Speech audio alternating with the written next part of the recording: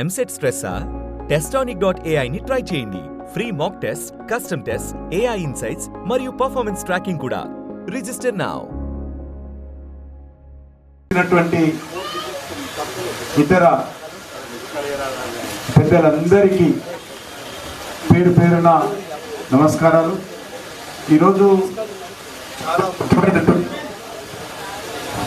మన భారతదేశం స్వాతంత్రం వచ్చిన తర్వాత మన దేశం ఎట్లా ఉండాలి, మన దేశం ఎట్లా అభివృద్ధి చేసుకోవాలి, మన దేశము ఏ చట్టం ఆధారంగా ముందుకెళ్ళాలి, ఈ దేశంలో ఉన్నటువంటి పేద ప్రజలకు ఏ రకంగా రక్షణ కల్పించాలి, చట్టసభలు ఏ రకంగా ఉండాలి, మహిళల హక్కులు ఏ రకంగా కాపాడాలి, దళితుల హక్కులు ఏ రకంగా కాపాడాలి, పేదల హక్కులు ఏ రకంగా కాపాడాలి అనేటువంటి అన్ని విషయాలను కూడా చర్చించి అందరితో సంప్రదించి ఒక అద్భుతమైనటువంటి కాన్స్టిట్యూషన్, సంవిధానం, రాజ్యాంగం మనకు అందించినటువంటి డాక్టర్ బాబాసాహెబ్ అంబేద్కర్ యొక్క జయంతి రోజు జన్మదినం.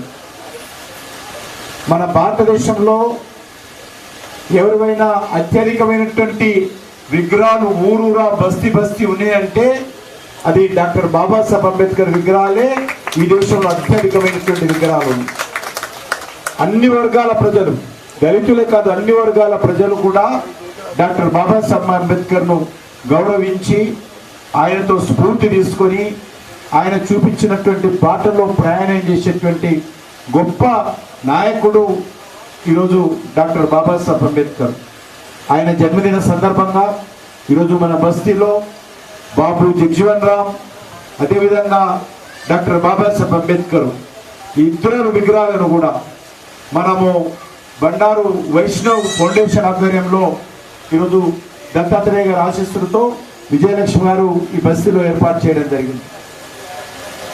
మనకందరికీ తెలుసు ఈ ఇద్దరు నాయకులు కూడా జగ్జీవన్ రామ్ గారు కానీ డాక్టర్ బాబాసాహెబ్ అంబేద్కర్ కానీ ఒక దళిత సామాజిక వర్గాన్ని నుంచి వచ్చి దేశానికి ఎనలేని సేవలు అందించి దేశ అభివృద్ధిలో కీలక పాత్ర పోషిస్తూ పేదలకు బడుగు వర్గాలకు ధైర్యాన్ని కల్పించినటువంటి మహానుభావులు వీళ్ళిద్దరి విగ్రహాలు ఈరోజు మన బస్తీలో ఏర్పాటు చేసుకోవడం అనేటువంటిది చాలా సంతోషం అని చెప్పి ఈ సందర్భంగా నేను భావిస్తూ, మరి ఈరోజు మనకందరికీ తెలుసు డాక్టర్ బాబాసాహెబ్ అంబేద్కర్ నేతృత్వంలో ఏదైతే మన రాజ్యాంగము మనము రాసుకున్నామో ఆ రాజ్యాంగము అమలులోకి వచ్చి ఈ సంవత్సరము సరిగ్గా 75 సంవత్సరాలు అవుతుంది.